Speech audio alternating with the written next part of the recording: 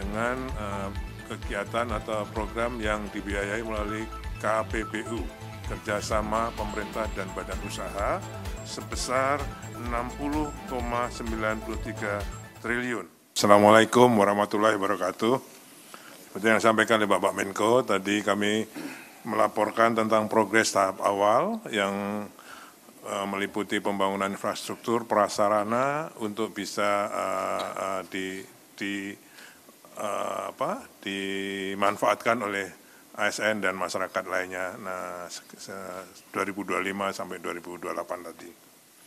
Jadi kami melaporkan pada saat tahap awal 2022 sampai 2024 APBN telah menginvestasikan 89 triliun untuk jalan tol, 47 tower hunian, air minum, sanitasi, embung, kolam retensi, perkantoran, kemudian kantor sekretariat, dan sarana peribadatan seperti masjid dan basilika dan gereja yang kesemuanya dikerjakan oleh Kementerian PU sebelumnya.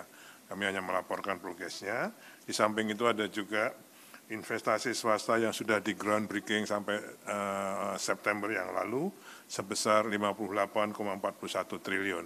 Ini progresnya sekarang ada beberapa yang sudah jalan, ada yang sudah selesai, ada yang sedang dalam persiapan desain.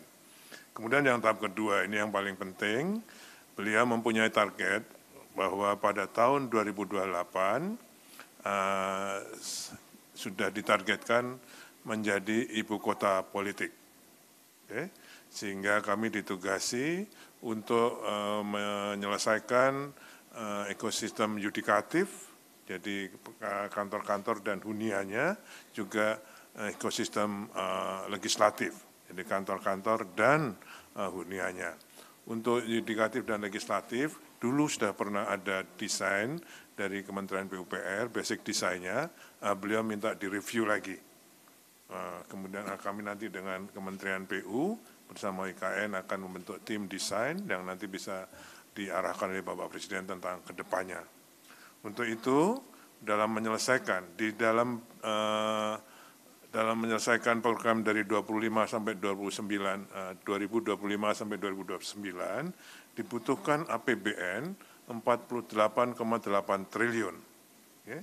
Untuk tadi pertama untuk penyelesaian kompleks legislatif, yudikatif dan ekosistem pendukungnya serta membuka akses menuju IKN kawasan WP2. Karena kita tadi kan WP1 ini ke WP2.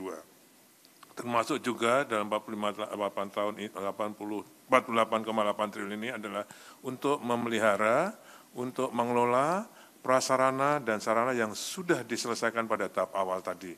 Jadi dari Kementerian PU dan Kementerian Perumahan sekarang menyerahkan pada IKN untuk kami kelola dan kami pelihara. Itu dari APBN. 48,8 triliun tadi Bapak Presiden sudah setuju untuk dialokasikan di OIKN untuk menyelesaikan tadi. Di samping itu ada juga program kami dengan kegiatan atau program yang dibiayai melalui KPBU, kerjasama pemerintah dan badan usaha, sebesar 60,93 triliun yang sudah kami proses sampai dengan feasibility study-nya, yaitu untuk 97 tower apartemen dan 129 rumah tapak lagi. Okay. Kemudian juga untuk 6 proyek KPBU lagi untuk pembangunan jalan dan multi utility tunnel sepanjang 138,6 km di kawasan KIPP itu. Ya, sama ini yang dikerjakan kan baru sebagian, ini akan kami lanjutkan yang baru dengan KPBU. Oke. Kemudian juga satu KPBU lagi untuk pembangkit listrik tenaga surya, yang sekarang sudah ada 50 MW yang kemarin sudah diresmikan oleh Bapak Presiden. Kemudian juga kami laporkan groundbreaking yang ke-9, ini kami mohon tadi, kami laporkan pada Bapak Presiden untuk kegiatan pembangunan hotel, hunian, retail, dan perkantoran sebesar 6,49 triliun Dari tadi ada swasta murni, investasi murni, direct investment, KPBU, APBN. Inilah kerjasama yang disampaikan oleh Pak Menko tadi. Selain itu, Bapak Ibu sekalian, kami juga mendapat masukan dari Pak Menteri Perumahan untuk bisa mengoptimalkan swasta yang sudah melakukan groundbreaking tadi, ya, baik dari 1 sampai 8 maupun nanti yang ke-9 agar juga tidak hanya sekedar groundbreaking, tapi ditindaklanjuti dengan kegiatan pembangunannya. Tadi targetnya 1 tadi, bahwa tahun 2028